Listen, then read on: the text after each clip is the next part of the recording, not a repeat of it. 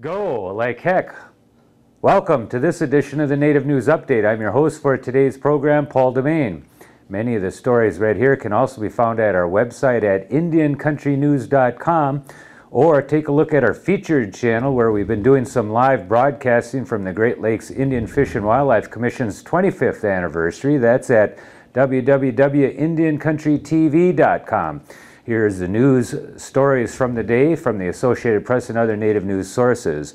A federal appeals court on July 28th upheld the dismissal of a key charge against one of two men accused of the 1975 slaying of a fellow American Indian Movement member, opening the possibility he could be tried in South Dakota State Court. John Graham pled not guilty to charges that he killed or aided and abetted in the death of Anime Piktuakwash on the Pine Ridge Reservation in December of 1975. U.S. District Judge Lawrence Pearsall threw out the first indictment against Graham because it did not show that either Graham or Akwash belonged to a federally recognized American Indian tribe. They both belong to Canadian tribes. When federal prosecutors re-indicted Graham, Pearsall again dismissed a similar charge against him. The appeals court agreed that both indictments were flawed because they did not prove that either Graham or Akwash were American Indians under U.S. law. Tribal status gives the federal government jurisdiction in the case.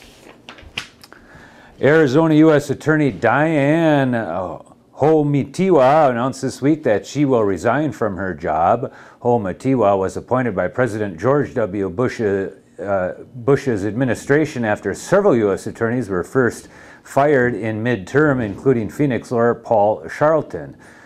Ho-Mitiwa is a member of the Hopi tribe and has been the first American Indian woman to serve as a U.S. attorney. Her last day on the job will be August 2nd. Eastern Cherokee, Southern Iroquois, and United Tribes of South Carolina has officially opened its call for entries, accepting submissions of independently produced film and video, feature-length and short-length films, documentaries, and all kinds of other video for the 12th Annual Native American Indian Film and Video Festival. This event aims to present the richness and variety of Native American cinematic expressions as independent filmmakers share their dreams and concerns, as well as those of their varied communities, through the art of moving image. The organizers of the festival want to enhance awareness in Native American Indian talent and provide exposure of the arts, independent Native American Indian cinema, media, and the motion picture industry to the southeastern United States. Each year during November, films created by or on the subject of Indigenous people are chosen for screening at this festival, celebrating National Native American Indian Heritage Month, November 5th through the 9th. To get an application form for submissions, you want to go to www.cherokeesofsouthcarolina.com. That actually is www.cherokeesofsouthcarolina.com. We said that twice now. There you go. The Confederated Tribes of the Colville Reservation plan to break ground next spring on a $41 million hatchery to boost salmon runs in the Upper Columbia River. The Bonneville Power Administration will pay the Chief Joseph Hatchery as compensation for the construction of the Grand Coulee Dam, which cut off salmon runs to the upper third of the Columbian Basin. The Northwest Power Planning and Conservation Council approved money for construction of the hatchery in May of this year.